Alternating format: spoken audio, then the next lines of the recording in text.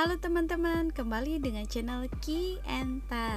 Kali ini saya akan merangkum film Togo.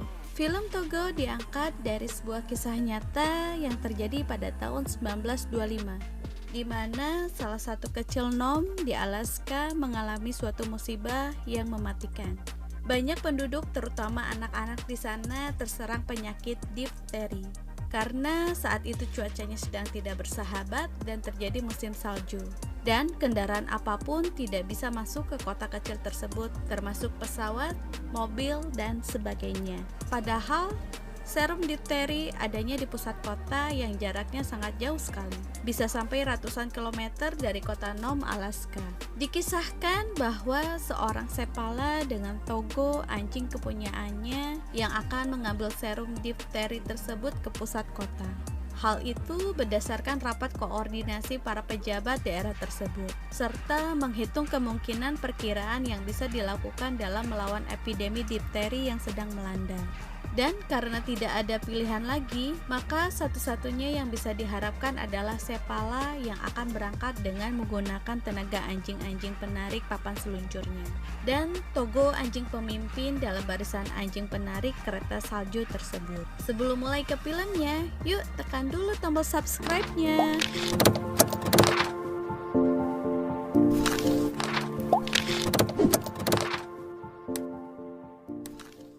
Film dimulai tahun 1913, yang dimana Togo kecil dirawat oleh Constant di kamar tidurnya. Sepala tidak setuju karena hewan peliharaan tidak boleh ada di dalam kamar. Togo kecil, si anjing yang energik, yang selalu bermain dan selalu kabur setiap dimasukkan ke kandangnya. Sepala berencana akan memberikan Togo kepada Victor Anderson, karena Togo hanya anjing pembuat onar yang tidak bisa dibuat menjadi anjing pekerja. Tapi tidak selang berapa lama, Victor mengembalikan Togo kepada Sepala karena selalu membuat masalah. Sepala mengurung Togo di kandang dan ditumpuki dengan batu di pinggiran kandangnya supaya Togo tidak bisa kabur. Dan Sepala pergi dengan para anjing seluncurnya. Tapi Togo berusaha kabur dari kandang dengan menggali dan terus menggali. Dan Togo pun berhasil kabur dan berlari mencari Sepala. Togo berhasil menemukan Sepala dan membuat keonaran dengan para anjing seluncurnya.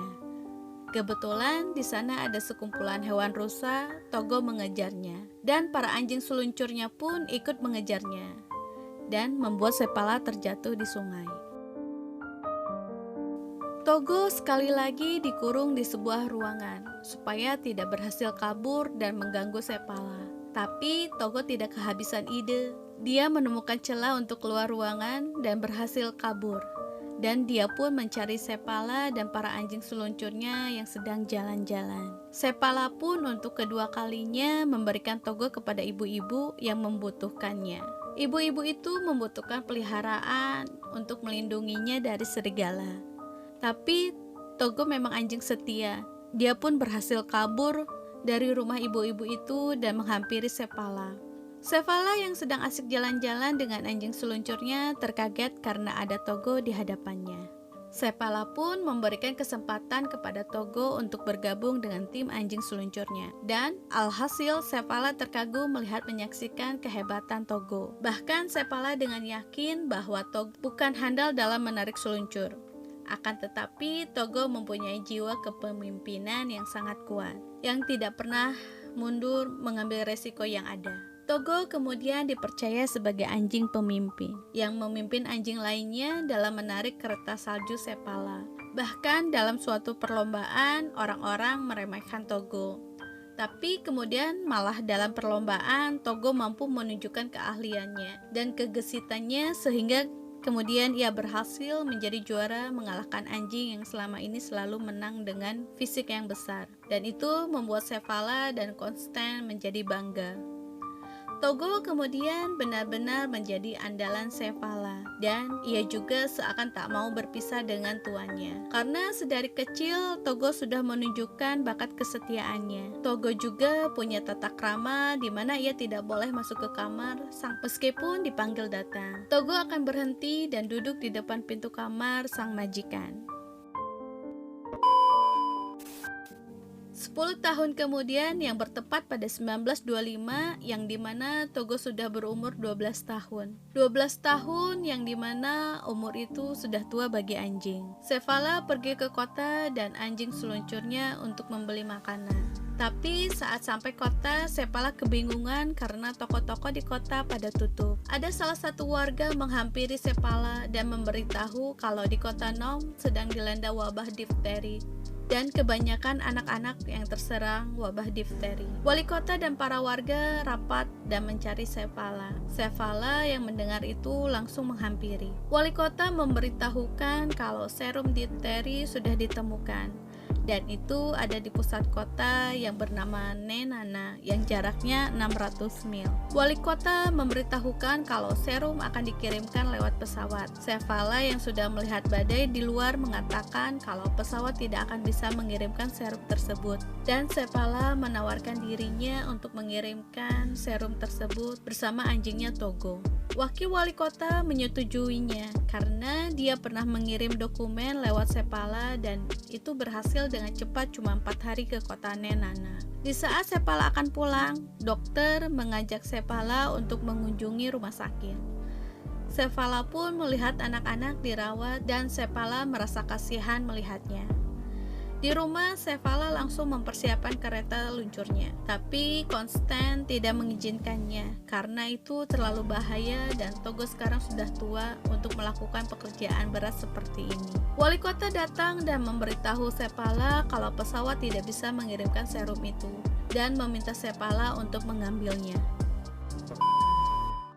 Pagi hari buta, Sepala berpamitan kepada Konstan untuk pergi mengambil serum. Konstan dengan berat hati melepaskan Sepala untuk pergi dan meminta kepada Togo untuk kembali pulang dengan selamat. Sepala pun pergi dengan kereta luncurnya yang dipimpin oleh Togo. Perjalanan Sepala sangat berat, menaiki bukit dan salah mengambil jalan sehingga mereka hampir terjatuh ke dalam jurang. Togo dengan cerdik membantu sang tuannya naik kembali dan membawa para anjingnya untuk naik kembali ke arah bukit. Tapi di saat itu juga kaki Togo terluka dan harus dibawa ke penginapan untuk dirawat. Di penginapan pertama, Sepala menginap di rumah sepasang suami istri yaitu Amituk dan Atilatik. Atilatik merawat Togo dengan penuh kasih sayang. Selesai menginap, Sepala pun pergi dengan kereta luncurnya dan memotong jalan lewat sungai yang beku yang bernama Norton Sound.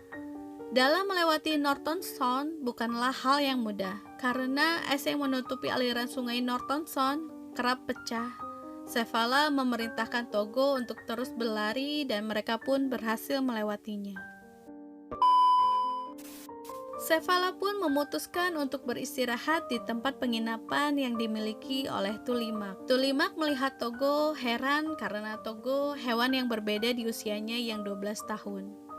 Dia masih bisa mampu untuk mengerjakan misi yang berbahaya dan ingin cepat-cepat bergegas menyelesaikannya. Wali kota mengundang Konstan dan memberitahu kalau dari kota Nenana juga mengutus para seluncur untuk membawa serum itu yang tidak diketahui oleh Sepala. Menurut wali kota ini akan memakan waktu lebih cepat, jadi nantinya seluncur itu akan bertemu Sepala di jalan. Konstan menjelaskan kalau suaminya Sepala pasti akan melewati Norton Sound dan kemungkinan besar mereka tak akan bertemu yang dilaluinya karena Sepala memotong jalan. Wali kota pun terdiam setelah mendengar penjelasan dari Konstan. Sepala pun melanjutkan perjalanannya melewati hutan pinus yang ditutupi oleh salju. Henry yang membawa serum itu datang, tapi pemimpin anjing itu melihat sekawanan hewan dan mengejarnya.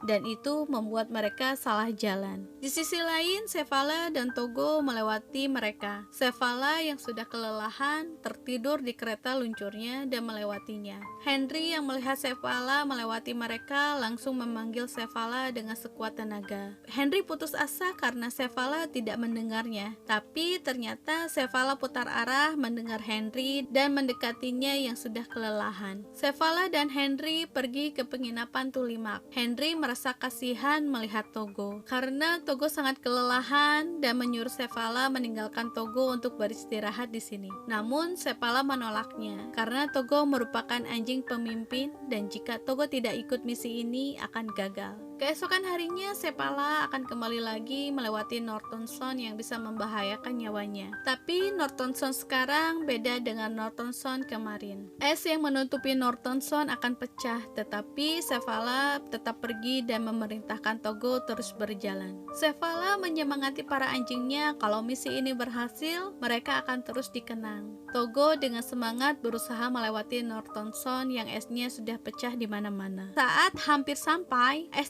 terpecah dengan daratan. Sepala dengan berat hati melempar Togo ke daratan untuk menarik es besar yang dipijaknya. Togo dengan sekuat tenaga menarik dan berhasil membawa pasukannya ke arah daratan. Tapi Sepala terjatuh dan dia berusaha untuk meloncat dan berhasil sampai daratan. Sepala memutuskan untuk beristirahat di penginapan pertama.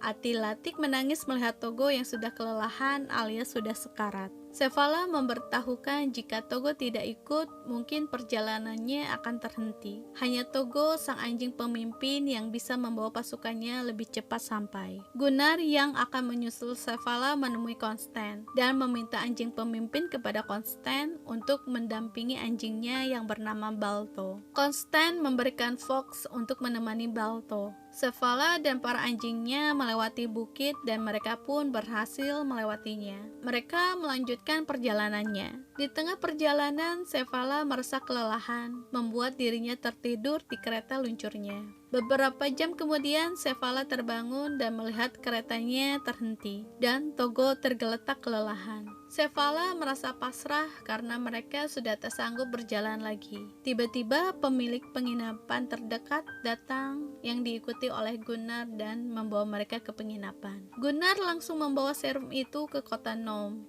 Sampai di kota Nome, Gunnar langsung memberikan serum itu ke wali kota. Kemudian muncul wartawan dan menanyakan siapa nama anjing pemimpinnya.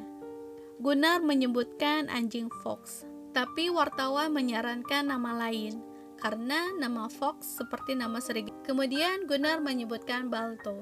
Wartawan itu memoto Balto dan memberitakan Balto si anjing penyelamat kota Nome. Sampai-sampai akan dibuat patung Balto. Togo yang kondisinya sudah sekarat ditemani oleh Sepala. Mereka pun perlahan-lahan membaik dan memutuskan pulang ke kota Nome. Sepala dan Constant sangat kecewa karena yang diberitakan itu bukan Togo melainkan Balto. Tapi para warga satu persatu datang ke rumah Sepala mengucapkan terima kasih dan memberikan selimut untuk Togo. Para warga tahu kalau Togolah yang menyelamatkan mereka. Saat malam hari, Sally datang bersama ayahnya untuk mengucapkan rasa terima kasih kepada Togo. Sally yang masih anak-anak menanyakan apakah Togo akan mati. Sepala yang mendengarnya merasa sakit hati, dikarenakan Sepala belum siap jika kehilangan Togo. Beberapa hari kemudian, Sepala akan bersiap bekerja. Togo yang sedang sakit tidak diperbolehkan untuk ikut. Saat Sepala pergi, Togo melihat Sepala lewat jendela. Togo ingin mengejar sang majikannya, dan Togo pun berhasil membuka pintu, kemudian mengejar Sepala. Constant yang melihatnya memanggil dan berlari mengejar Togo. Di sana Sepala dan Constant tahu kalau Togo tidak mau jauh dari Sepala. 2 tahun kemudian Togo menjadi ayah dan memiliki banyak anak. Orang-orang ingin mengadopsi anak-anak Siberian Husky dari keturunan Togo yang terkenal cepat, lincah, cerdas, dan setia kepada majikannya. Dan pada Desember 1929, Togo meninggal dunia. Pada tahun 2011, majalah Times menyebutkan kalau Togo adalah hewan paling heroik sepanjang masa. Untuk kalian yang pecinta hewan, pasti akan nangis melihat film ini. Begitu tangguhnya Togo melewati rintangannya. Walaupun dia sudah tua, tapi dia tidak mudah menyerah. Terima kasih Togo, kau telah menyelamatkan manusia. Kau adalah pahlawan sejati. Dan terima kasih pada teman-teman yang sudah setia menonton. Sekian alur cerita film Togo. Jangan lupa subscribe, like, comment, share, dan jangan lupa aktifkan loncengnya supaya teman-teman update terus video terbaru dari channel ini. Bye-bye!